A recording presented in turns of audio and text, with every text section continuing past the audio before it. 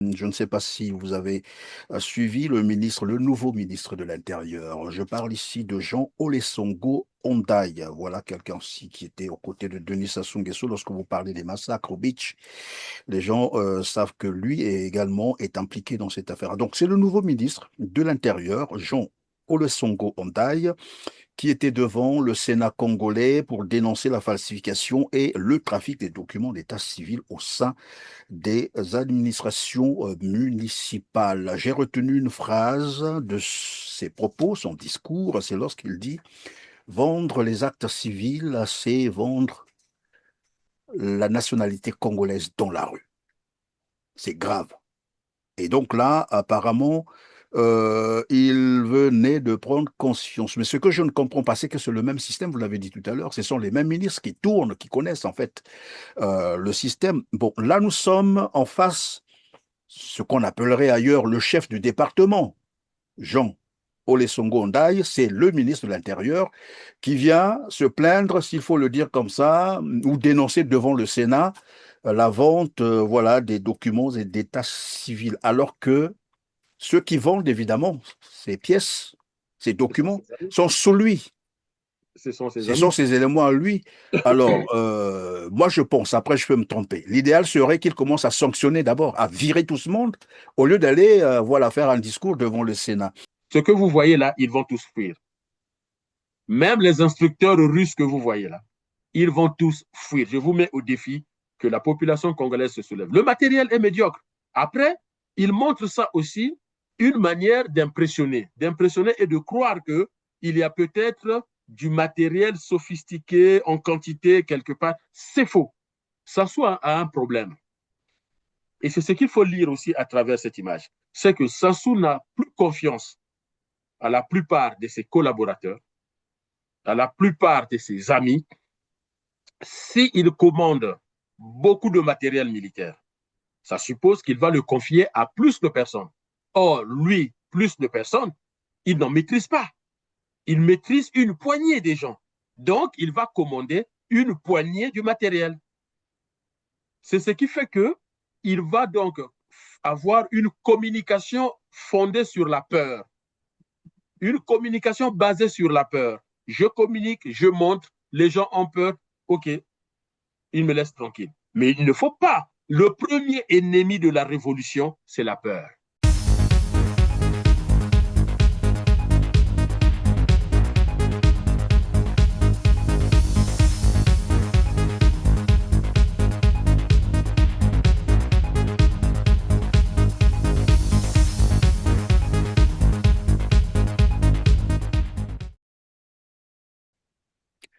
Bonjour Didier Mouni-Volo. Bonjour, monsieur Christian Perrin, et merci pour cette invitation.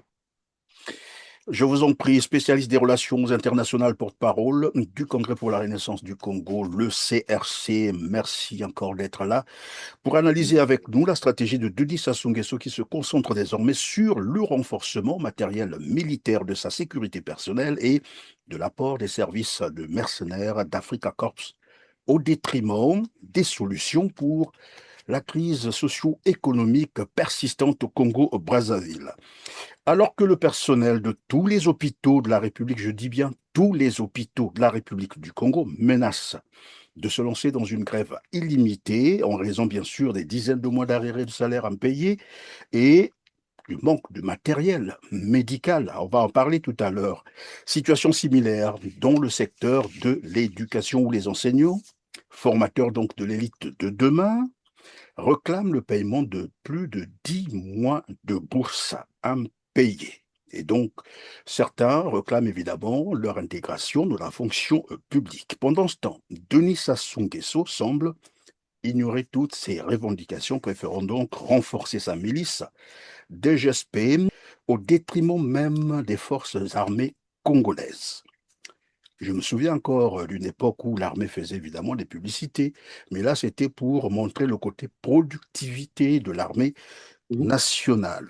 Aujourd'hui, la présidence de la République a plutôt choisi de mettre en avant-plan, comme je le disais tout à l'heure, son unité de GSP transformée en milice privée de Denis Sassou Nguesso avec la collaboration des mercenaires, qui fait d'ailleurs l'objet d'une publicité que je vous propose de suivre avant de vous faire réagir.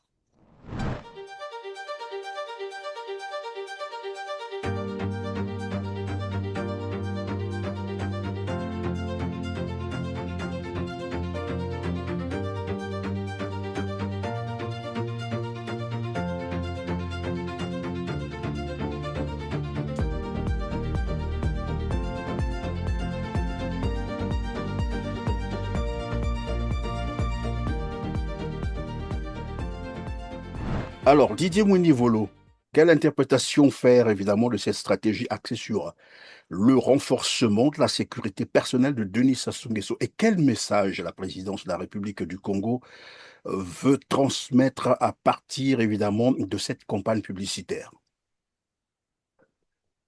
Alors, la lecture qu'on peut faire de ces images que je viens de découvrir, c'est que le président, celui qui se fait appeler président de la République du Congo, a choisi son camp, a choisi son option, qui est l'option de continuer à se maintenir au pouvoir par les moyens de la force.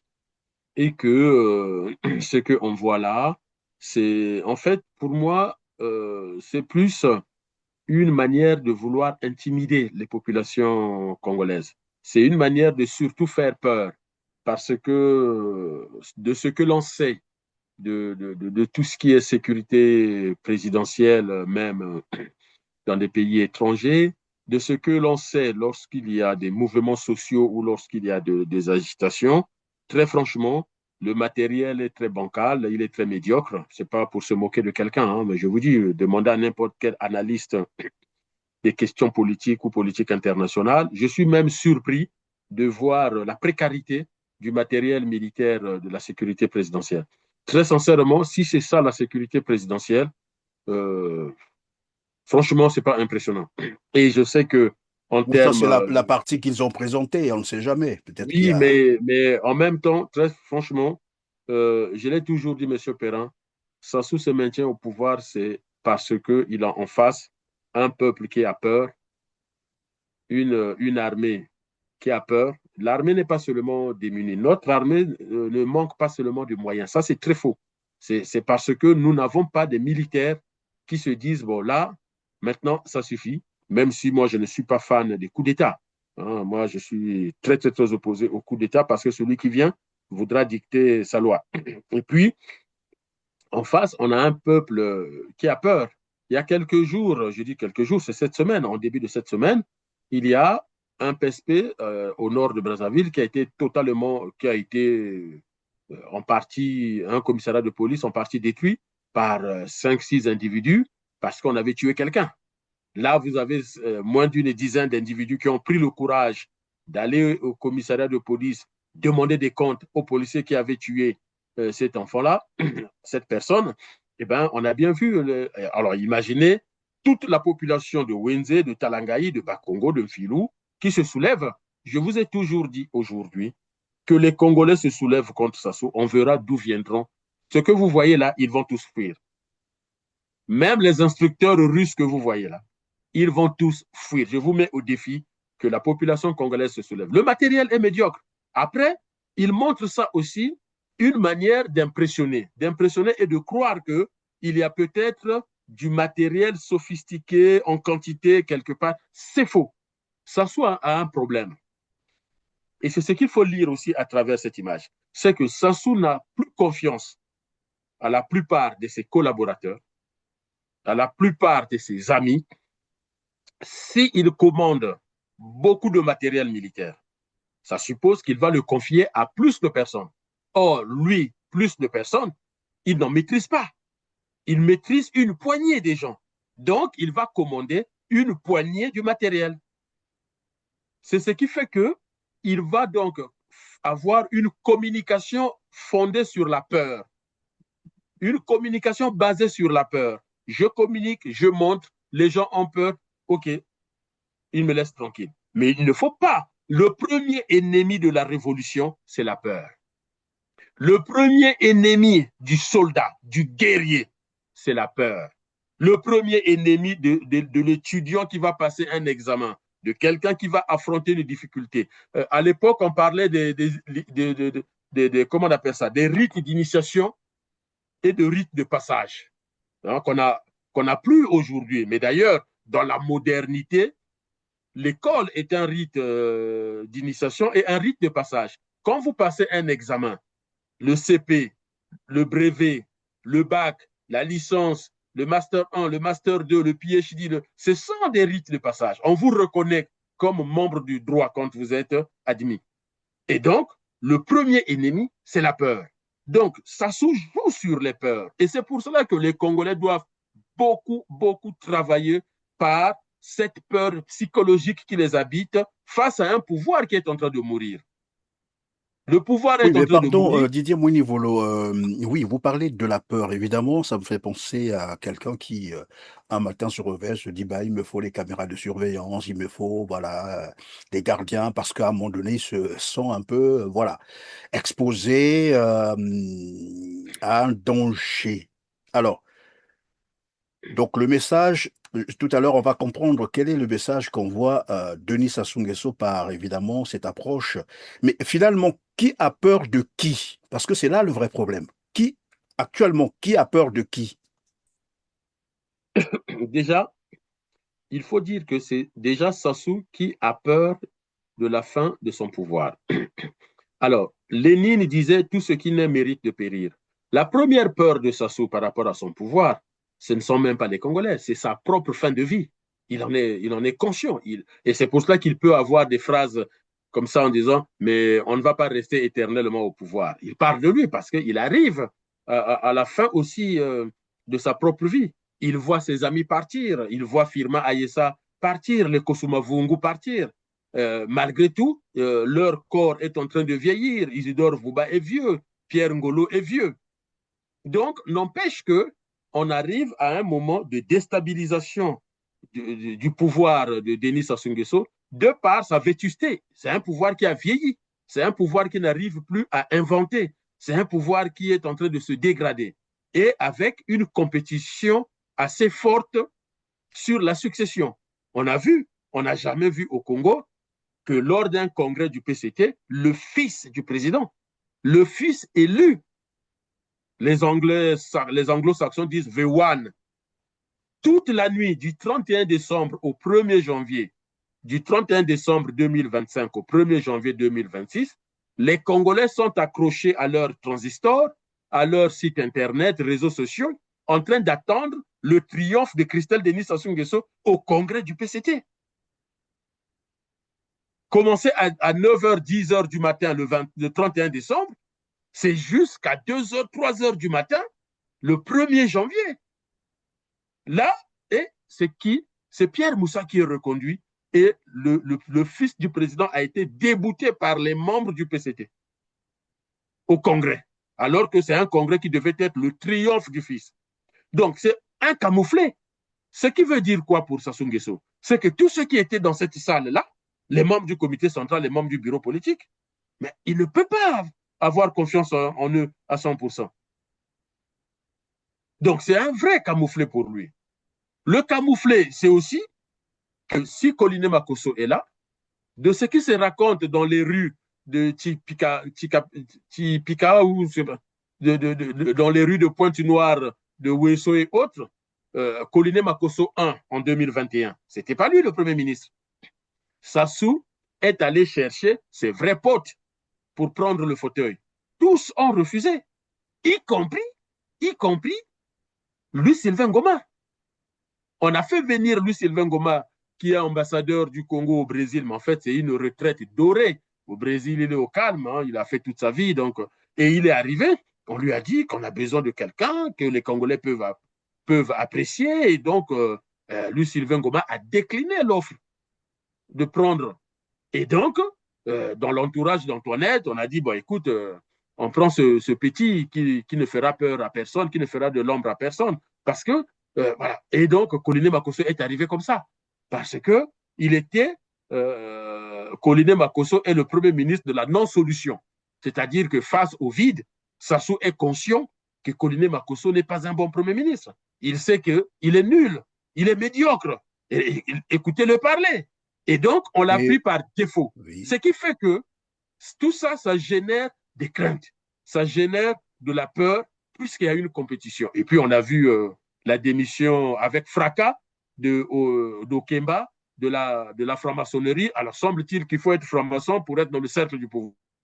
Maintenant qu'il démissionne, il reste dans le cercle du pouvoir ou pas? Que disent ses alliés? Sans compter que autour de Sassou, il est fort possible qu'il y a des gens qui attendent l'opportunité. Les gens, c'est qui? Ce sont les partisans de Nsuru. Les gens, c'est qui? Ce sont les partisans de Kombi Salissa. Les gens, c'est qui? Ce sont les partisans de Mokoko. Les gens, c'est qui? Les partisans de tous ceux qui sont partis, dont on accuse Sassou Nguesso être l'auteur de leur départ. Mariam Gwabi, Yombi Opango qui a été écarté, le fait que les gens découvrent que Mariam Gwabi est président, il a fait un enfant à la femme de Mariam Gwabi, c'est-à-dire Céline Ngwabi. Donc, tout ça, il sait que il y a à Owando, à Oyo, à Odiba, à Pointe-Noire, à Mfilou, partout au Congo, à Kakamweka, à Kinkala, des gens qui n'attendent que son départ. Donc, il est fragilisé, il a peur, et le pouvoir se resserre autour de la famille. Et comme lui, il a tellement peur, pour qu'on ne l'attaque pas, il doit aussi susciter la peur chez les autres. Donc, vous avez ces images-là avec quelques instructeurs russes. Mais ces instructeurs russes, vous voulez qu'ils fassent quoi? Qu'est-ce qu'ils vont faire? Si les Oui, mais Congolais se c'est soulèvent... la question que j'allais vous poser parce que dans le sport, vous avez bien vu qu'il y a, et c'est pas anodin, c'est pas, voilà. Lorsque vous suivez le sport, on insiste sur les drapeaux congolais et les drapeaux russes. Bon, Oui, encore que le matériel, les chars qu'on a vus et autres, ça, on peut s'en passer, mais il y a des symboles forts oui, bien sûr. qui sont les deux drapeaux. Est-ce Oui, que c'est une façon de dire, parce que nous savons que, bon, on peut remonter dans l'histoire, hein, on sait comment les dictateurs ont été évincés de leur pouvoir, Idi Amin Dada, Mobutu, on peut les citer comme ça, Hosni Moubarak, pourquoi pas, Samuel Doe. Généralement, c'est au moment où ils sont lâchés par leur maître. Bon, oui, ici, on est devant une situation telle que, bon, après, je peux me tromper, parce que dès lors qu'on commence à mettre en avant-plan comme ça les drapeaux russes avec les drapeaux congolais, lorsqu'on sait que tout le monde sait désormais qu'il y a des mercenaires russes au Congo et que Denis Sassou Nguesso est revenu au pouvoir, ça, on ne cessera de le rappeler, avec l'appui, bien sûr, de Paris. Est-ce qu'on peut penser que ce message qu'il envoie, oui, envers les Congolais pour les apeurer, mais est-ce que ce n'est pas non plus aussi un signal qu'il envoie vers ses anciens maîtres pour dire, bah, écoutez, si vous me lâchez, moi, vous savez, très vite, je vais aller de l'autre côté. N'oublions pas que sa femme venait d'être renvoyée devant le tribunal correctionnel. C'est inédit, ça. L'épouse d'un chef d'État en fonction qui court le risque d'être emprisonnée. C'est très grave. Est-ce que ce donc n'est elle ne pas là non mettra plus plus un de... message qu'il va envoyer envers ses anciens maîtres? Donc, cette épouse ne mettra plus les pieds dans l'espace Schengen. C'est-à-dire que dans les pays de l'Union européenne, il ne pourra plus venir se soigner ou faire ses courses. Et tant mieux qu'elle fasse ses courses dans les mêmes quartiers que les Congolais. Et puis, on verra. Bon, ils ont encore la Turquie et le Maroc, mais c'est pas grave. Alors, en termes de message, je vais vous dire en toute sincérité, tant que ou dès lors que les entreprises françaises et européennes continuent à obtenir le pétrole et le gaz du Congo, que ça se fasse venir des instructeurs de Wagner, d'Africa Corse, la France, l'Union européenne s'en moquent, mais royalement. Parce que avec le Congo, ils ont des intérêts économiques et des intérêts économiques qui sont garantis. Ce n'est pas le cas du Mali, du Burkina et du Niger, où on fait appel aux instructeurs russes, ou dans le cas du Mali, on fait appel carrément aux forces de l'Afrique Corse et on coupe les relations, hein, on coupe les relations avec la France, y compris avec les entreprises françaises. Air France ne va plus dans ces pays-là.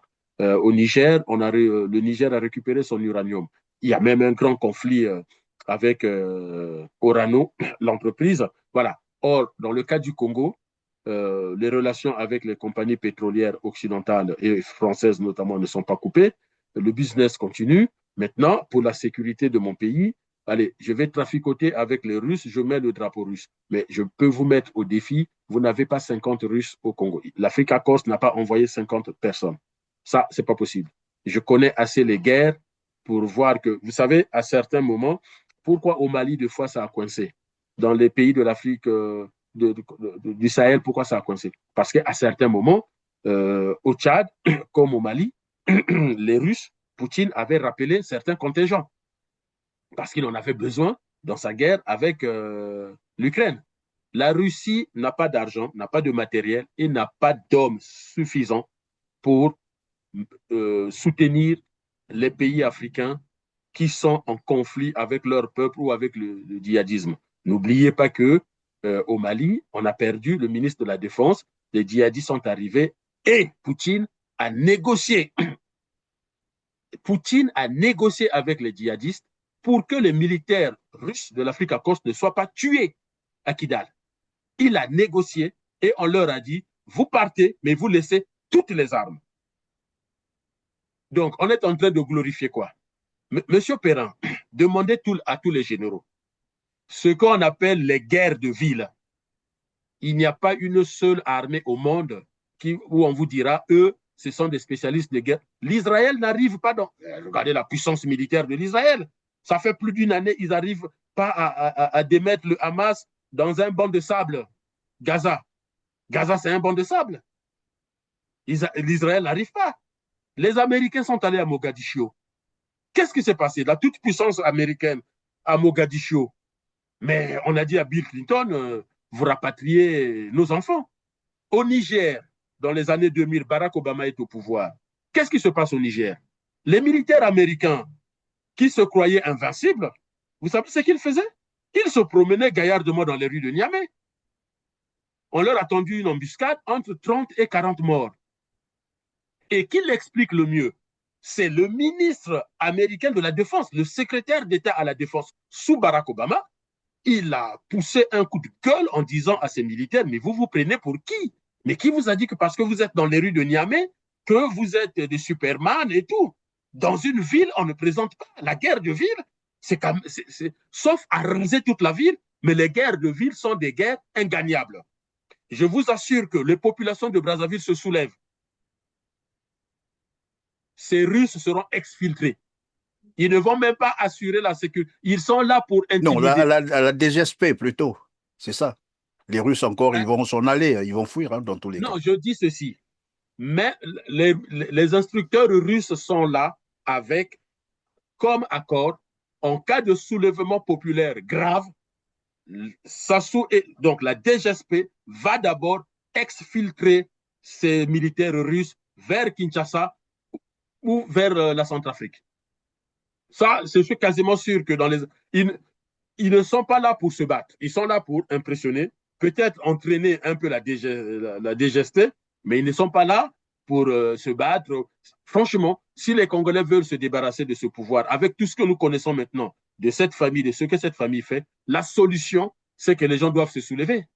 Là, il y a le bruit des casseroles. Mais des casseroles, il faut passer à des actions beaucoup plus dures, que le peuple se soulève et pour que ce pouvoir dégage. Qu'est-ce que ce pouvoir fait là? Mais ne vous laissez pas impressionner. Vous avez cité tous les dictateurs qui sont tombés. Mais nombreux de ces dictateurs ont été protégés. Et là, ils ont été protégés par les Russes. En Syrie, il y a eu même une base militaire russe. Dans des pays africains où des gens sont tombés, il y avait bien la présence même des bases militaires russes. Pourquoi ils sont tombés? J'en venais un peu à cette stratégie, à l'approche qu'adopte Denis Sassou Nguesso, simplement parce que je me dis, bon, enfin, il est en train de renforcer sa sécurité, vous l'avez expliqué tout à l'heure, c'est un peu la peur. Bon, il sait qu'il est au soir de sa vie, ce qui est naturel d'ailleurs pour tout le monde, mais aussi au soir de son pouvoir, parce que de plus en plus, au pays, j'allais dire au Congo, plus rien ne marche. On attendait plutôt qu'il propose des solutions à la crise persistante, la crise socio-économique. Or, lui, curieusement, qu'est-ce qu'il fait? Il va se réfugier derrière les armes. Est-ce que c'est aussi une manière pour lui de toujours continuer à envoyer à ce message depuis le lancement de l'opération Zéro Kuluna, que vous connaissez très bien, ça fait déjà presque une année. Et d'ailleurs, à ce sujet, l'OCDH, l'Observatoire congolais des droits de l'homme, a fait un rapport où il ressort qu'il y a déjà plus de 400 jeunes exécutés sans procès, sans compter donc les portés disparus. Alors, cette opération, au début, on l'avait dit, avec vous d'ailleurs, on en a parlé sur ce même plateau, vous disiez que c'était une façon de s'aimer la terreur, créer la peur pour dissuader un peu les Congolais qui souhaiteraient ou qui voulaient passer à l'action pour une révolution. Et d'ailleurs, le discours, les propos du général Oboa, le boucher de Brazzaville, tout le monde se souviendra.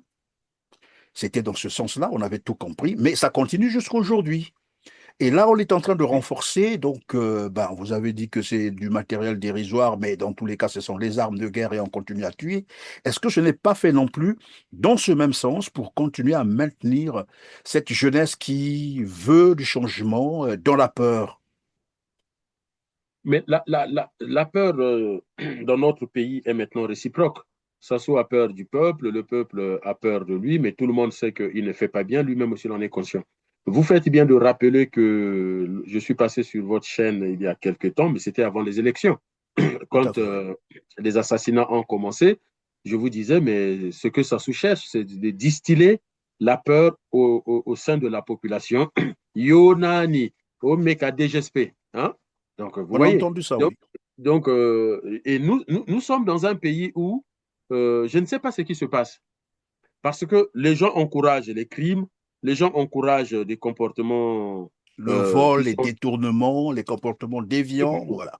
voilà, merci, le comportement déviant, au lieu de les condamner. On a pris le temps de faire la pédagogie en disant, mais on ne dit pas que ce ne sont pas des Koulouna. Et encore que, en fait, Oboa, en tant que général dans notre armée, bon, c'est un petit général, hein, on ne voit pas. Un général, le général, c'est des galons qu'on obtient sur les champs de bataille. Amiral, général. Bon, peut-être ils ont mené la bataille, la campagne du Poul, oui. Et puis là, ils mènent la campagne des assassinats dans les rues du Congo, Brazzaville, Pointe-Noire et autres. Le général Oboa ne peut pas assassiner des Koulouna parce que, et dire que, et là, c'est des crimes, hein, c'est des crimes de guerre, hein, hein, c'est des crimes de guerre, c'est des crimes contre l'humanité. Pourquoi? Juridiquement, c'est simple. Je ne, le procureur ne peut pas vous condamner en disant vous êtes un Koulouna alors qu'il n'y a pas de définition juridique du Koulouna dans notre droit, dans notre code pénal. C'est-à-dire que tous les militaires qui tuent les jeunes au motif c'est des Koulouna devraient d'abord se renseigner. Est-ce que dans notre code pénal, on a défini c'est quoi le Koulouna? Attention, M. Perrin. C'est-à-dire que la délinquance dans n'importe quel pays doit d'abord obéir à une définition juridique et judiciaire. Donc, si dans la loi, on dit le Koulouna, c'est celui qui tue, qui fait ça, ah, ok. Mais si dans la loi, dans le code pénal et le code de procédure pénale, il n'y a pas le qualificatif de Koulouna, on ne peut pas, les forces publiques légitimes ne peuvent pas interpeller quelqu'un au titre que c'était un Koulouna. Que l'homme de la rue parle de Koulouna, c'est une chose.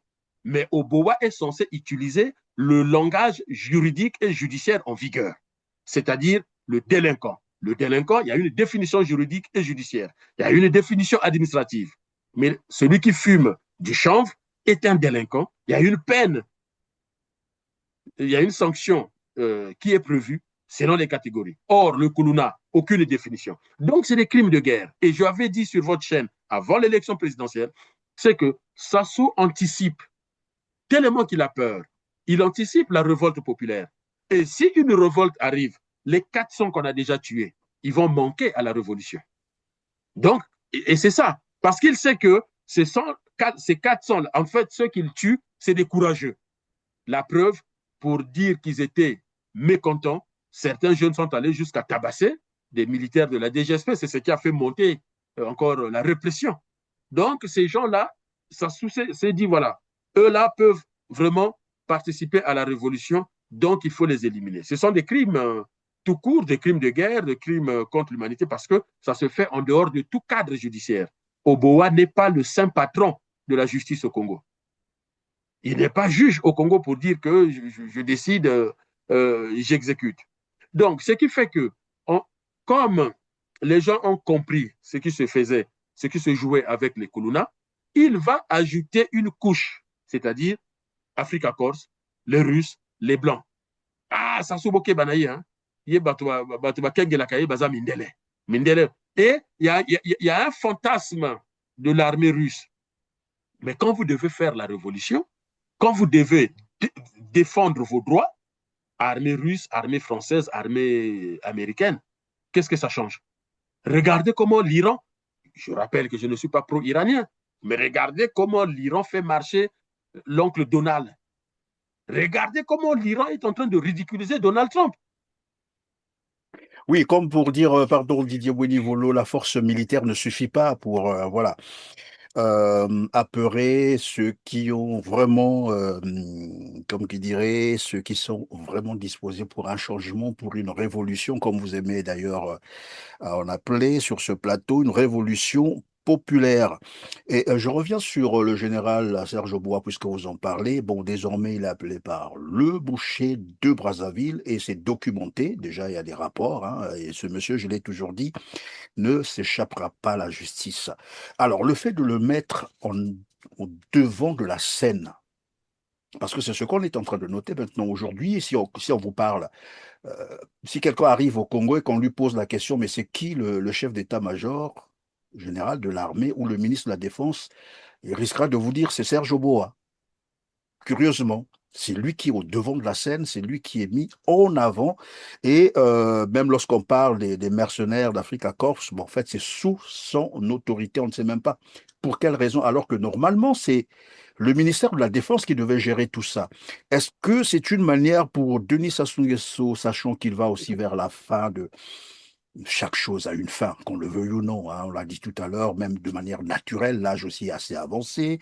Il y a aussi le pouvoir qui a trop mis du temps. Voilà, donc tout ça, comme qui dirait, les étoiles sont en train de s'aligner. Est-ce que ce n'est pas une manière pour Denis Sassou Nguesso de vouloir un peu occulter ses crimes derrière Serge Oboa, finalement, pour le présenter? Ben écoutez, ce n'est pas moi, c'est l'homme que vous voyez là qui est en train de faire, voilà, comme qui dirait, qui est en train de commettre des bêtises, en train de commettre des crimes. Ce n'est pas moi. Et moi, si jamais un jour je m'en allais, ben, vous ne pourrez pas m'en vouloir. Parce qu'aujourd'hui, nous sommes à l'ère du numérique.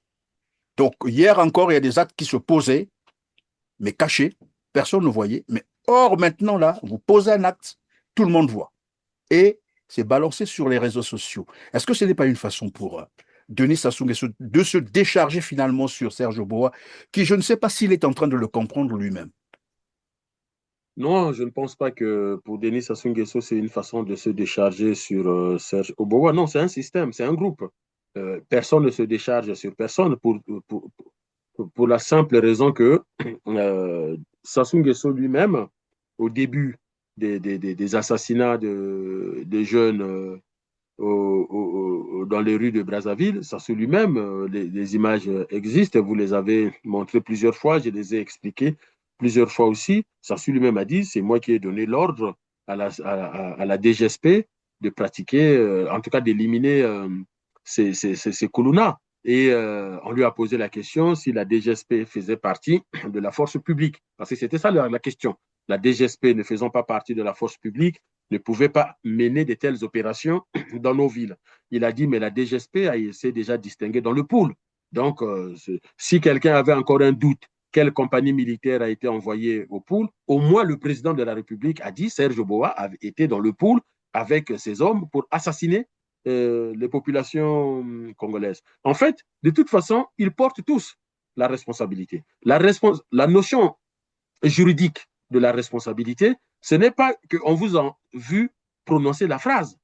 Tous les membres du gouvernement, au moment où il y a les crimes du pôle, je n'ai pas envie de faire peur aux gens, hein. Attention, hein. Moi, ce n'est pas mon propos.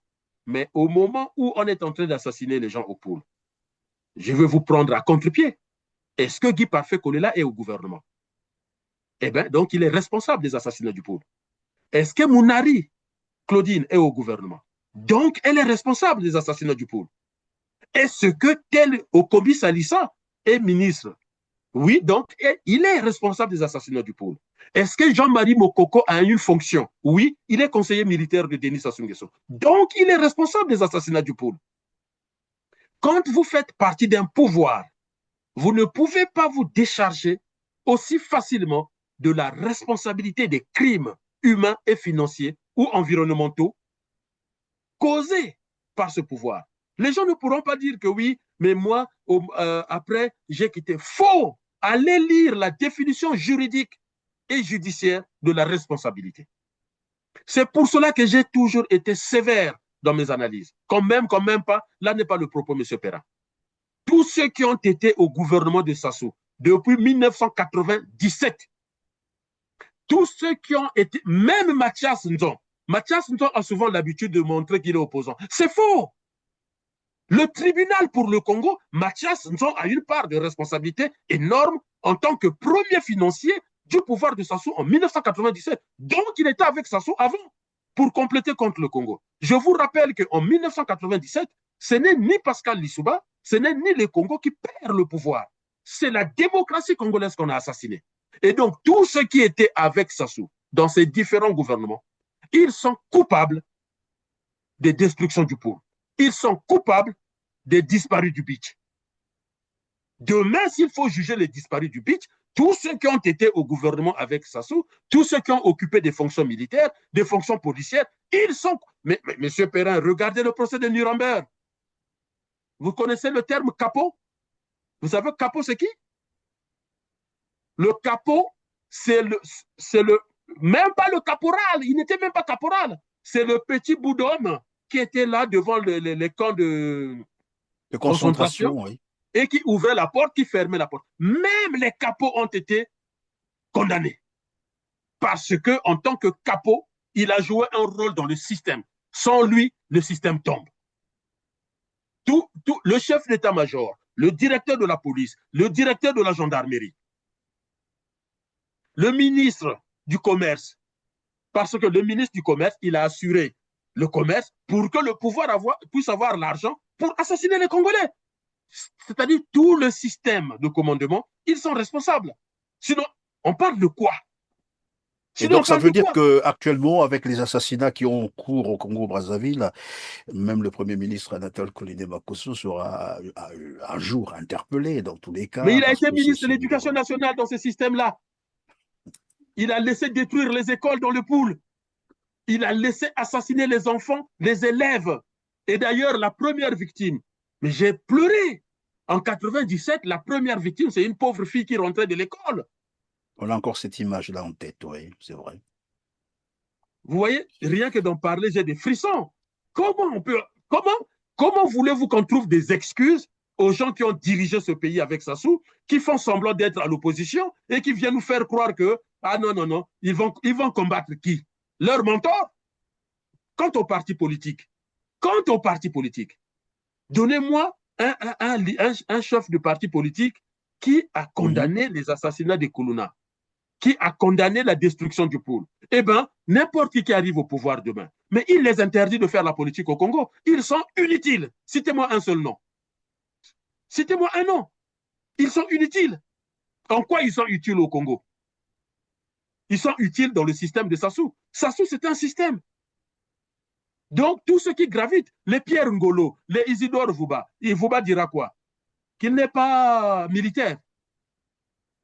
Mais le Parlement qui le dirige, c'est ce Parlement qui donne quitus au budget de l'État, donc le budget qui va servir aux militaires pour les assassiner. Au contraire, tout le monde a encouragé cette opération et Il continue faut d'ailleurs à maintenant encourager cette pointer la opération. responsabilité de tous ceux qui ont concouru à la mise en place, au retour de Sassou, au maintien de ce système. Même si quelqu'un a dit j'ai quitté le navire en 2015, ok, mais de 97 en 2015, votre responsabilité sera engagée. Alors, pour boucler évidemment ce volet sur, j'allais dire, la mise au premier plan de la DGSP, qu'est-ce qu'on va donc retenir que les Congolais, en fait, ceux qui pensent à la révolution, comme vous, bien entendu, peuvent continuer à sensibiliser et ne pas avoir peur, c'est ça? Ou bien il faut peut-être prendre tous ces aspects en compte, bien entendu. On ne sait jamais parce que ça soit capable de beaucoup de choses, hein. En fait, c'est là le problème. Parce que les Congolais se disent, Sassou est capable de beaucoup de choses. Mais le peuple aussi est capable de beaucoup de choses.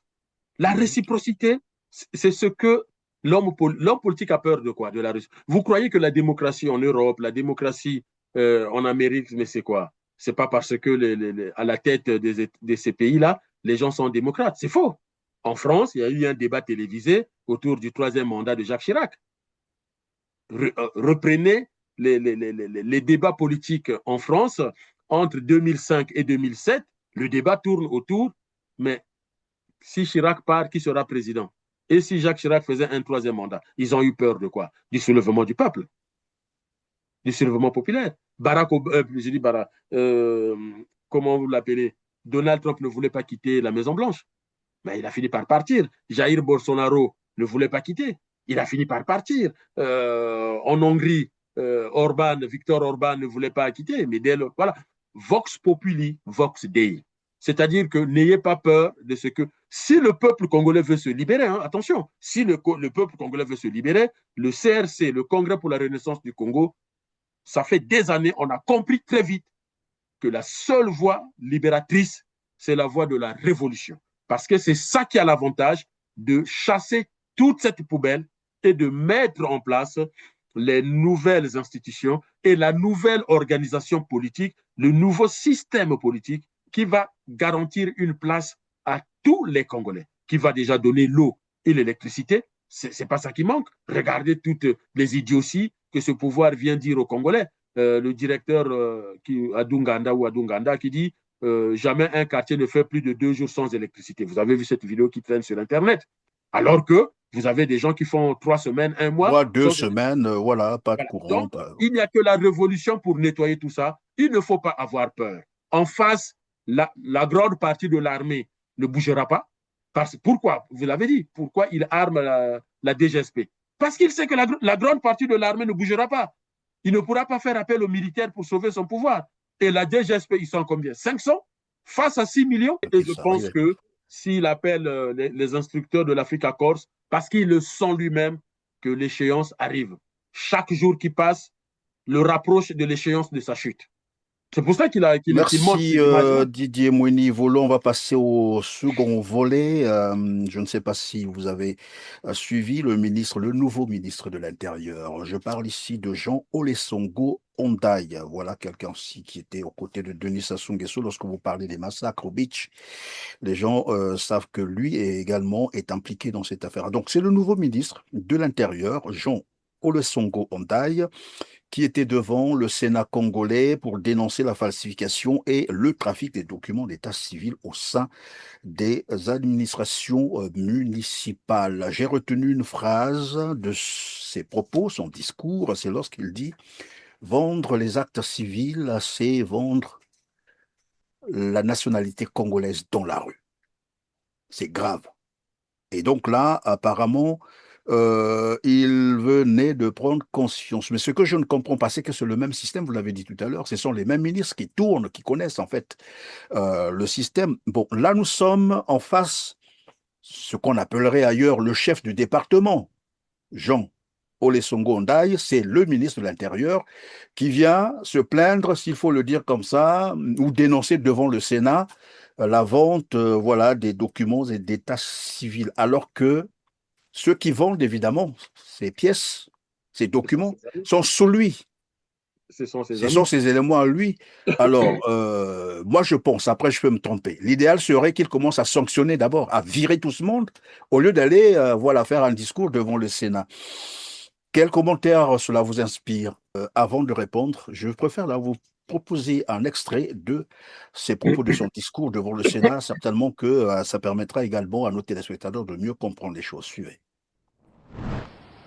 Des renseignements obtenus par nous il y a quelque temps, alors que je me préoccupais, je me consacrais de la résolution de la crise du passeport, je découvre, malheureusement, cette autre indélicatesse.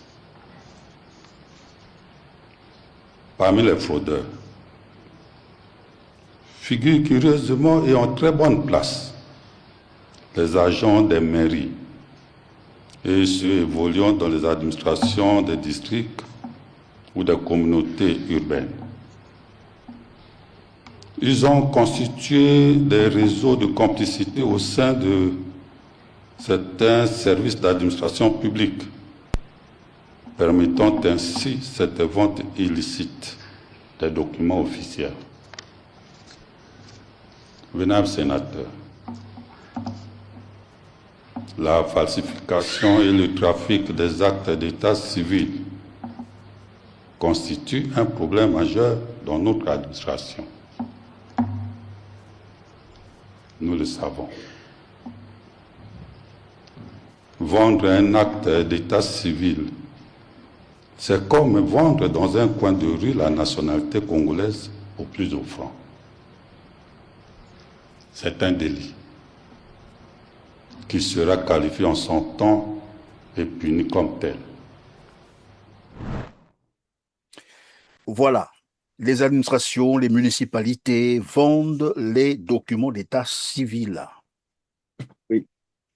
Alors, je disais tout à l'heure que ce n'est même plus l'incompétence. Vous savez, la compétence, si nous tous, on peut manquer une compétence. C'est pas en soi un problème. On n'est pas compétent en tout. Voilà, chacun a une compétence donnée. On fait appel à de la ressource.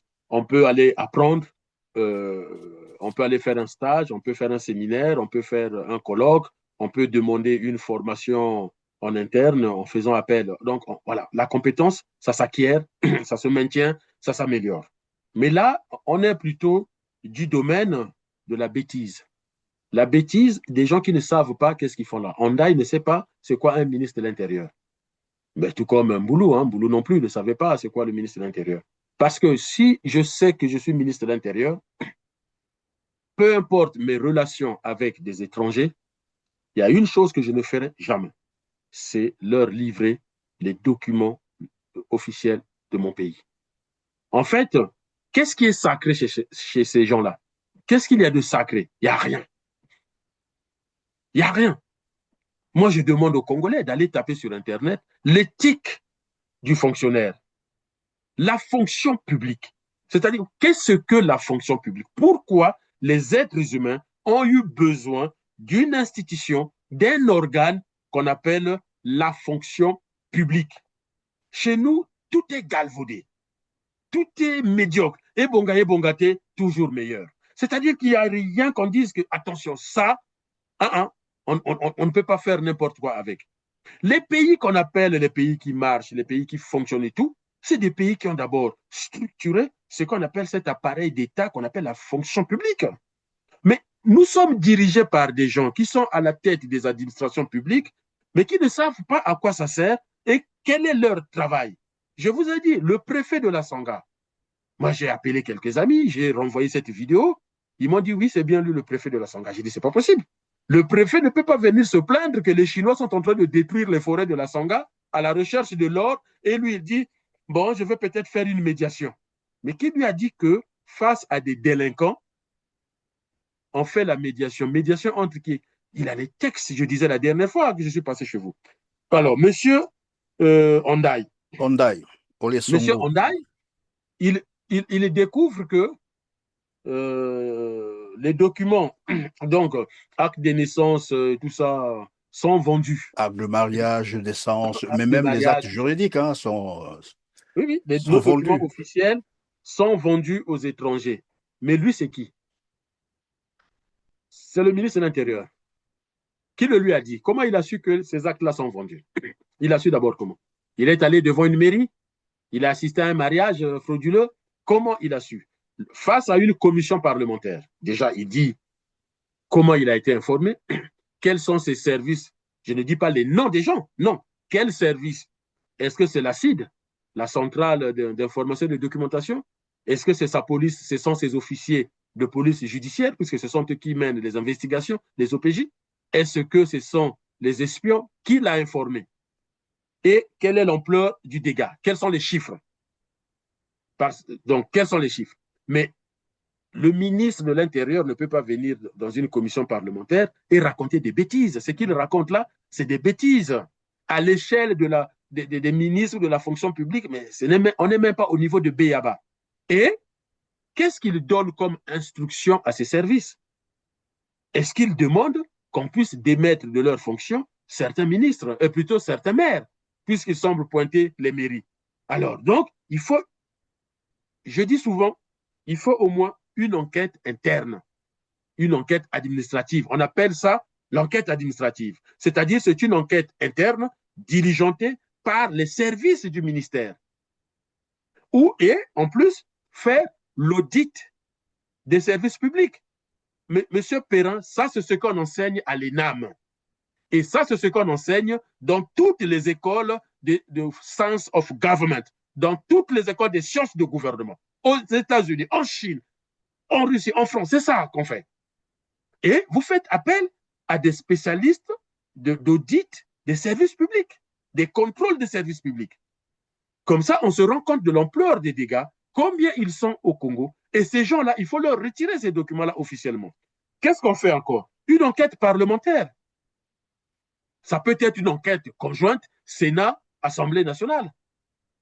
Donc, l'enquête parlementaire, son rôle, c'est quoi? C'est aussi de regarder du côté de la législation, est-ce que notre législation sécurise suffisamment nos documents pour qu'on ne les donne pas facilement aux étrangers qui ne remplissent pas les conditions pour les avoir? Oui, mais pardon, Didier Mouinivolo, évidemment, on en vend aux étrangers, mais aussi aux Congolais qui, de plus en plus, passent par ces mêmes méthodes pour aller acheter les actes de naissance, de mariage, les casiers judiciaires, Alors, certificats de là, nationalité. on entre Ça dans un se autre. vend maintenant, là. Oui, mais Monsieur Perrin, c'est pour ça que je vous dis tout ça, c'est du n'importe quoi, c'est la bêtise. Un Congolais, c'est quelqu'un qui a un contrat social avec l'État. Le Congolais, il a un contrat social avec l'État. C'est-à-dire que dans le Code civil, moi, sans être spécialiste du droit civil, dans le Code civil, de façon générale, moi, je suis Congolais. Ça suppose quoi? Ça suppose qu'à ma naissance, mes parents m'inscrivent, font une déclaration à l'état civil. Et la déclaration à l'état civil, c'est quoi? C'est toute la question juridique à qui appartient l'enfant. En réalité, dans tous les pays du monde, l'enfant n'appartient pas à ses parents biologiques. C'est faux. Juridiquement, l'enfant appartient à l'État. Dans tous les pays du monde, l'enfant appartient à l'État. Donc, après la naissance, les parents vont dire à l'État, donc à la mairie, que dans ma famille, au sein de mon cercle familial, est arrivé un nouveau individu que j'ai nommé tant, qui est né à telle date, avec les documents de l'hôpital, il y a tout un dossier, et notamment c'est le père qui fait cette déclaration. Et donc, l'État délivre un acte de naissance gratuitement, c'est le contrat social, gratuitement, en disant à ces parents-là, à ce père, que l'enfant que tu es venu me présenter, je le reconnais comme faisant membre de ma communauté des citoyens. Donc, par ce biais, je te délivre un acte de naissance. Pourquoi le Congolais achèterait un acte de naissance? Donc ça, c'est le racket de la population. Ça, c'est pas acheté. Le ministre de l'Intérieur doit utiliser les bons mots. Aux étrangers, on peut vendre. C'est sanctionnable juridiquement. Mais aux Congolais, on n'est pas en train de vendre, on est en train de racketter la population. Parce que le Congolais a droit à son acte de naissance et quand les Congolais se marient, ils ont droit à leur acte de mariage sans qu'on les paye. Lorsque vous arrivez dans les mairies, vous verrez qu'il y a toujours des gens, des jeunes, qui sont là en attente, soit devant les portails pour attendre, sauter sur le premier client. Oui, si tu as besoin, par exemple, d'un acte de naissance, de mariage, je peux te le faire faire. Et c'est le maire qui signe, parce que généralement, hein, ces documents sont signés par le maire. Donc, ils prennent l'argent depuis la cour, ben, ils vont présenter le document au maire et le maire signe. Voilà qui relance, en fait, Didier Mouni, vous le disiez aussi sur ce même plateau, la compétence des administrateurs. On a parlé de l'ENAM ici, c'était la fois dernière, et donc ça relance un peu le débat dans ce sens, parce que la plupart de ces maires, c'est qui concrètement? Disons-le, ce sont les amis des copains politiques, des gens qui ont participé évidemment au coup d'État, qui ont voilà tué des Congolais, des criminels, et ça moi je peux le démontrer, qui après, bon à un moment donné, il faut les récompenser, on nomme qui un maire là-bas, préfet, ainsi de suite. C'est eux qui dirigent, qui tiennent aujourd'hui les mairies, qui sont pourtant des administrations très sensibles, comme vous l'avez dit tout à l'heure. Et des gens qu'on envoie comme ça, sans formation, qui arrivent, c'est le maire intel, et bien quand il s'installe, après nous avons la suite de tout ce qu'on est en train de décrire aujourd'hui. Et voilà qui relance, je reviens là-dessus, sur la compétence de ces administrateurs. Mais alors, je vais terminer mon raisonnement. Vous verrez que ça répond à votre question et à votre inquiétude. Donc, une fois que les parents présentent le nouveau-né qui vient de faire la déclaration et qu'on leur donne l'acte de naissance, l'État le reconnaît. Mais comme l'État ne peut pas élever l'enfant, l'État, c'est aussi une abstraction. Donc, l'État ne va pas nourrir, élever l'enfant. Qu'est-ce que l'État fait? L'État, donc, confie l'enfant à ses parents biologiques, c'est-à-dire que les parents, l'enfant est placé par l'État chez ses parents. Et en contrepartie, donc, c'est pour ça que dans des pays comme la France, les Africains, globalement, les Africains de France pensent que les allocations familiales, c'est pour aller construire les maisons en Afrique. Faux. Et M. Perrin, vous venez de comprendre pourquoi les États mettent en place les allocations familiales. C'est-à-dire que moi, l'État, comme j'ai reconnu cet enfant-là, je vous mets un soutien financier pour vous permettre d'élever cet enfant à mon nom. C'est l'État qui dit, mon fils, ma fille qui est chez toi là, il a l'obligation d'aller à l'école, donc tu dois veiller à son éducation. Tu dois veiller à... Donc, au nom de l'État, les parents éduquent les enfants. Donc, sans revenir dans le débat, vous comprenez que les Koulouna, le premier responsable, c'est l'État, qui a failli à sa mission. Donc, qu'est-ce qui se passe? L'État lui-même, il a dit, c'est pas moi qui le dis, c'est l'État. À 18 ans, on te donne ta carte d'identité. Gratuitement. Combien de Congolais? Moins de 30% de Congolais ont les cartes d'identité. Surtout celui qui n'a pas été à l'école, celui qui ne travaille pas, il n'en a pas, on ne lui donnera pas. Or, il faut donner ces pièces-là à tout le monde. Maintenant, pour parler de la compétence, mais je vous ai dit, on n'est même plus dans la compétence. On est dans la médiocrité la plus pure. On est dans la bêtise. Pourquoi, M. Perrin? En fait, d'où vient le maire? Dans la plupart des pays, le maire est élu par le conseil municipal. On fait des élections locales, les partis, les individualités se présentent et là, vous allez voir une aberration au Congo. Une fois qu'on a élu les conseillers municipaux, à la fin, c'est Sassou qui choisit les maires. Mais de quoi on parle? Alors pourquoi dans ce cas, il nomme les conseillers municipaux? On va élire les conseillers municipaux et c'est Sassou qui prend un décret pour nommer les maires. Mais c'est de la folie. Normalement, après les élections locales, municipales... Bon, enfin, Sassou par l'intermédiaire du ministre de l'Intérieur. Oui, donc le parti majoritaire, majorité absolue ou majorité relative, ils font des alliances, choisit le maire. Le maire, ce n'est pas nécessairement quelqu'un qui a fait l'université, ce n'est pas ça le problème. Mais par contre, attention, le maire vient du parti politique. Hein. Mobenda peut être maire. Tous ceux qui sont là, la fille de Denis Sassou Nguesso à Kintele, elle peut être maire. Ce n'est pas ça le sujet. Mais par contre, à la mairie, vous avez des gens qu'on appelle des fonctionnaires municipaux, la fonction publique territoriale. Ah, là, on a un sujet. Et donc, l'état civil n'est pas géré par quelqu'un qu'on nomme comme ça. L'état civil est géré forcément par un fonctionnaire formé à l'ENAM. C'est-à-dire que vous avez des services où le maire vient avec son équipe, c'est vrai. Vous avez des services où le ministre vient avec ses équipes, c'est vrai. Donc, partout dans le monde, c'est comme ça. Mais attention, il y a des services qui sont réservés à certaines compétences. Si vous n'avez pas cette compétence-là, vous ne pouvez pas occuper cette fonction. Je vous prends un exemple. Demain, ceux qui arriveront au pouvoir, j'espère qu'ils auront toujours votre émission en ligne, on va cibler, par exemple, la SNPC, le CFCO, l'ATC, la raffinerie de Pointe-Noire, le port de Pointe-Noire, le port de Brazzaville. Donc, les hôpitaux, l'hôpital, le CHU de Brazzaville, l'hôpital Adolphe Cissé, l'hôpital de Dolisie. C'est-à-dire, on va cartographier les lycées, l'université. Bon, l'université encore, c'est déjà des enseignants. Mais on va cartographier toutes ces entreprises, dans les mines, dans le pétrole, partout. Et M. Perrin, dans tous les pays du monde, y compris en Chine et en Russie, vous avez un CV, si vous n'avez pas ce diplôme-là, si vous n'avez pas ces compétences-là, vous pouvez être le frère du président, la fille du président, vous n'occuperez jamais ces fonctions. Voilà comment les autres marchent. Et c'est pour cela que vous voyez les pays comme la Chine, il y a 50 ans, tout le monde tapait sur la Chine. Vous avez des jeunes Chinoises qui en parlent très bien, en disant oui, mais on nous reproche. Mais les gens oublient que pendant 100 ans, on nous a cognés dessus. La guerre d'opium, la Deuxième Guerre mondiale, 35 millions de Chinois morts, ainsi de suite. Et nous, quand on voit notre armée défiler, on est fiers. Donc, la question de la compétence dans nos mairies, ce n'est pas seulement le poste du maire, mais l'équipe municipale est composée de qui? Comment les officiers d'état civil, comme on les appelle, qui sont là pour sécuriser nos documents officiels, les livrent contre de l'argent. En fait, je ne mets même pas le prix. Ce n'est pas le prix qui m'intéresse, mais le fait de le livrer contre de l'argent. L'éthique est où? Le fonctionnaire ne peut jamais livrer des documents officiels, actes de naissance, actes de mariage.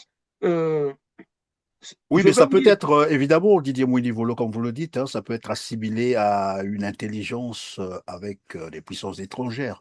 Parce que lorsque vous livrez des documents comme ça aux étrangers, ça veut dire qu'ils deviennent aussitôt des Congolais et vous ne savez pas quelles sont les ambitions derrière. Après, ils peuvent revenir, mais avec ce statut de Congolais.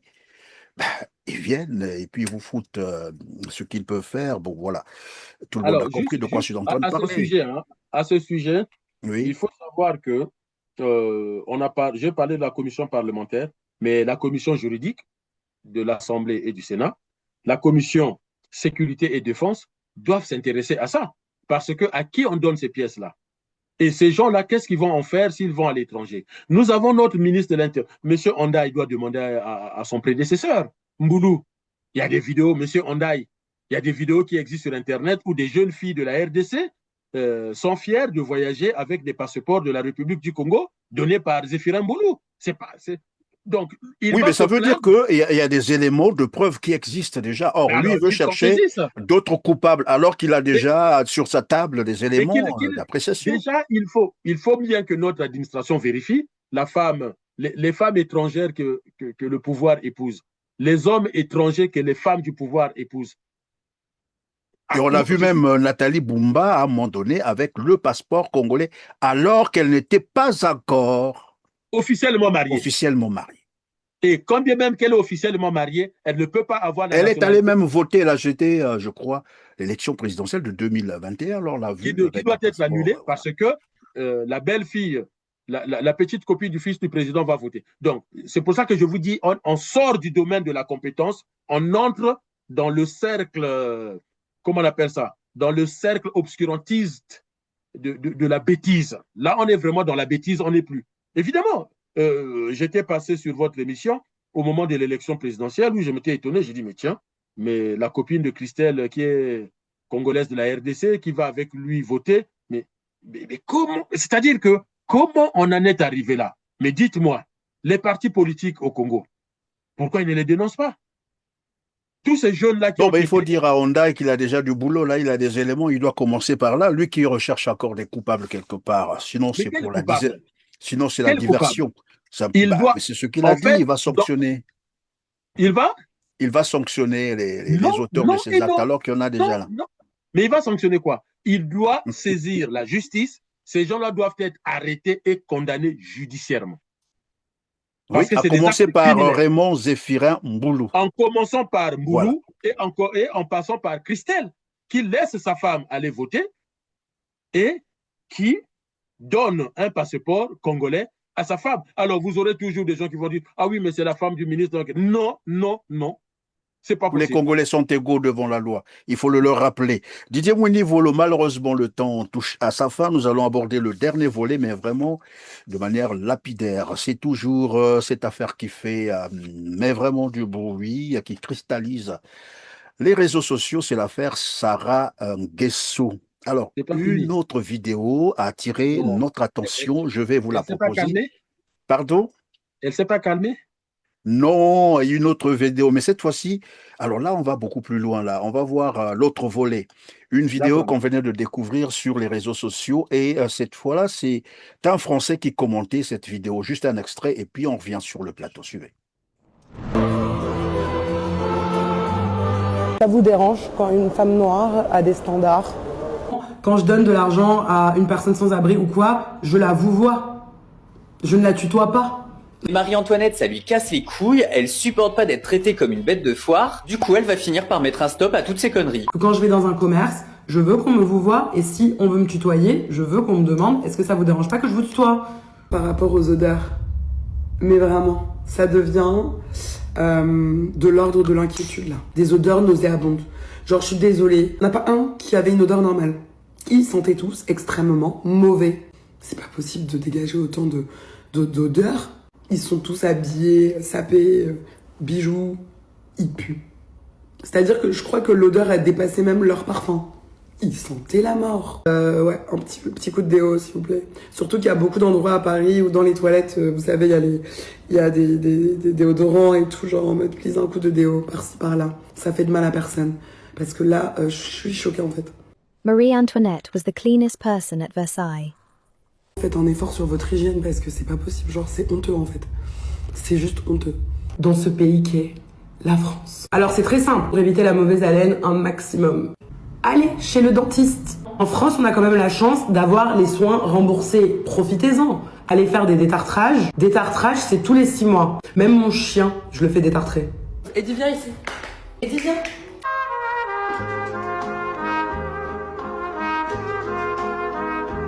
Bref, détartrez-vous les dents. Douche quotidienne. France. 1 à 2 douches par jour, s'il vous plaît. Voilà, Didier Winnie Volo. Permettez-moi de rire. Les Français dégagent, ils ont des odeurs bizarres. Eh ben, elle donne beaucoup de conseils à ces Français de se brosser les dents, de se détartrer, c'est comme ça qu'elle appelle ça. Elle n'aime pas qu'on l'appelle, qu'on la tutoie. Beaucoup, tout un tas de choses. À un moment donné, j'ai commencé à me poser la question, est-ce que elle n'avait pas un petit souci, bon, peut-être pas mental, hein, je ne vais pas verser là-dedans, mais ça commençait quand même à intéresser, à m'interroger. Ça commençait à m'interroger. Et pourquoi elle a cette facilité, cette trop facilité de dire un certain nombre de choses avec trop de liberté. Et les gens posaient la question de savoir, mais pourquoi on s'acharne sur... Non, on ne s'acharne pas sur cette fille, mais il y a des choses qu'elle dit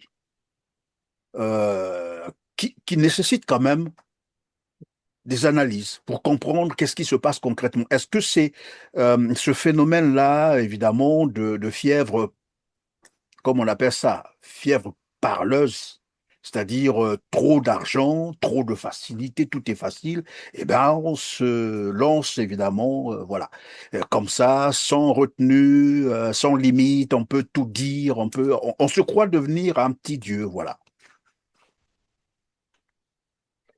Alors, franchement, déjà, première chose, il faut faire très attention. On ne peut pas parler comme ça d'un peuple. Les propos qu'elle utilise pour parler des Français, alors, ce n'est pas acceptable. Moi, je suis le ministre de l'Intérieur français. Je la dégage de la France, elle rentre au Congo. Et je fais une Mais procédure. elle n'est pas congolaise, elle n'est pas née au Congo, elle est française, il faut la garder. Voilà une fille, c'est pathétique, c'est vraiment pathétique. Mais souvenez-vous, je vous ai dit, c'est une famille des narcissiques. Et c'est des gens qui n'aiment que eux-mêmes. C'est-à-dire que chacun s'aime. C'est difficile d'aimer l'autre. Et il n'y a aucune remise en cause. Donc, il n'y a aucune prise de conscience. Mais c'est pour ça que les Congolais souffrent. Parce que pendant que vous souffrez, les gens pensent que vous faites semblant. Et le Français qui est en train de commenter les prises de parole de cette dame parle de Marie-Antoinette. Alors, les gens peuvent aller regarder sur Internet. Et c'est vrai. C'est vrai que quand j'ai regardé, j'ai dit ce Français, il a un regard très historique. Ça, c'est très intéressant. Marie-Antoinette, c'est qui? C'est la femme de Louis XVI. Marie-Antoinette, c'est qui? C'est la reine de France. Pendant que les gens meurent de faim, souffrent, le pays est en ébullition, la révolte est proche. Marie-Antoinette organise les fêtes à Versailles. Mais vraiment, vous mettez face à face la vie de Marie-Antoinette avant la Révolution française et ce que dit cette fille-là, Sarah Nguesso, c'est exactement pareil. C'est-à-dire que les Congolais n'ont pas d'eau, Et elle, son chien ne peut pas boire l'eau du robinet. Donc, son chien est plus important que... Et d'ailleurs, là, elle va même plus loin. Elle dit, elle fait même un détartrage à son chien, ce que les Français ne font pas. Elle conseille aux Français d'aller faire du détartrage au moins une fois tous les 6 mois, car c'est pris en charge par la sécurité sociale. La sécurité sociale mise en place par les Français, De Gaulle et ses potes, que son grand-père, Denis Sassou Nguesso, est incapable de faire. C'est-à-dire que voilà la bêtise. Elle enseigne aux Français ce que les Français ont par leur propre travail, ce que son grand-père au Congo ne fait pas, puisque sa famille ne fait que dilapider des fonds publics. L'hôpital se moque de la charité, c'est trop gentil. L'expression n'est pas assez forte. J'ai cherché l'expression, je laisse aux internautes qui regardent. Et quelle était la finalité de Marie-Antoinette qui Elle a été guillotinée. guillotinée? Elle a été guillotinée. Bon, ça, on va pas le, non, ça, on va pas le souhaiter. Ça, on va pas le souhaiter à la jeune dame. Vous m'avez posé la Bon, question. c'est vrai que- Marie-Antoinette et son mari, Louis XVI, ont essayé de s'échapper. Ils ont été arrêtés à Varennes. Mais pourquoi? Vous savez pourquoi ils ont été arrêtés? Toujours pour l'orgueil. L'orgueil que Sarah nous montre. Qu'est-ce qui se passe? Au moment de payer les gens qui devaient corrompre pour passer, ils utilisent la monnaie que seule la royauté utilise. C'est là où les gens se rendent compte, mais Ce sont ces personnes-là, en fait. en fait, c'est lui qu'on conscience, puisque ceux qui l'arrêtent ne savaient même pas que c'était le roi et ne connaissaient même pas Marie-Antoinette. Non, c'est la monnaie, l'argent. Donc, ils se sont rendus compte qu'ils utilisent les pièces de monnaie que seule la royauté, c'est-à-dire la famille royale. Donc, si ce n'est pas le roi lui-même et la reine, c'est au moins un membre de la famille royale. Mais il y a un qui est arrivé et au final, il a reconnu Louis XVI. Il dit non, c'est Louis XVI. Donc, s'il avait utilisé autre chose, du pain, des céréales autres, mais il serait passé. Attention, cette famille est tellement orgueilleuse, elle est tellement narcissique qu'elle ne se rend même pas compte de la souffrance du peuple. Moi, j'ai vu sur Internet les hommes de cette famille qui disent « Mais vous ne vous rendez pas compte que nous, on fait du social, on fait des dons. » Mais vous foutez de la gueule du qui? Vous volez l'argent public, l'argent du peuple pour faire le don au peuple? C'est quand même curieux de raisonner. Ces gens-là ont été à l'école. Il faut mettre ça aussi en lien avec les images de la DGSP. Parce que, au final, je découvre sur les réseaux sociaux que beaucoup d'Africains, même des jeunes femmes, qui ne connaissaient pas le Congo, qui ne connaissaient pas les Nguesso, d'ailleurs, ils le disent, que je ne connaissais pas cette famille, je suis tombé sur cette vidéo, finalement, je suis allé faire des recherches, mais ce que je trouve, c'est scandaleux, c'est grave, c'est terrible cette famille, sur l'argent public, sur ce qui nous intéresse, c'est que c'est l'argent, et moi, ce que je souhaite, c'est que le Trésor français aille plus loin dans des investigations, contrôle fiscal de cette famille-là. Tous ceux qui habitent en France, contrôle fiscal. Et puis, je demande aux associations françaises de porter plainte contre X pour injure. L'injure en France, c'est condamnable. Et quand il dit que les Français puent, ils sentent mauvais, ils doivent mettre du parfum, ils doivent se brosser les dents et se faire du détartrage, mais elle se prend pour qui? Mais c'est un manque de respect. Elle dit qu'elle ne peut pas vivre au Congo. Elle ne peut pas vivre au Congo parce que le Congo n'est pas développé, parce que le Congo est sale. Mais ce sont ses parents qui sont responsables et qu'elle attend de la révolution. Et donc, l'étiquette de Marie-Antoinette, on ne lui souhaite rien à elle, mais que le pouvoir soit guillotiné, ce serait une bonne chose. C'est-à-dire que le pouvoir dégage. Ben, très probablement, son comportement annonce quelque chose, comme qui dirait un comportement prémonitoire. Pourquoi pas? C'est ça l'orgueil. Mais c'est ça. Vous savez comment est mort Narcisse? Le narcissisme. Non. Narcisse est mort comment? Narcisse était tellement omnibulé, il était tellement fasciné par sa propre beauté qu'il était incapable d'aimer une autre personne. Et donc, tous les jours, il avait découvert sa beauté au bord de l'eau. Donc, tous les jours, il passait la plus grande partie de son temps à s'admirer lui-même au bord de l'eau. Et il va commettre une erreur, il va tomber dans l'eau. Et comme il ne savait pas nager, eh bien, il est mort noyé. C'est-à-dire, les narcissiques finissent par être détruits par leur propre narcissisme. Et c'est ce qui va arriver à cette famille. Et c'est tant mieux pour nous, puisqu'on veut s'en débarrasser. Reste à savoir si elle n'a pas l'ADN de Denis Sassou Nguesso, parce que son comportement, évidemment, reflète celui de Denis Sassou Nguesso. Mais même les autres, j'ai vu partagé par les internautes la prise des autres membres de la famille. Quant à sa mère, c'est terrible. C'est terrible pour une mère d'encourager un tel comportement. Les mères congolaises que nous avons connues, les mères de la République du Congo, Mais ce n'est pas possible.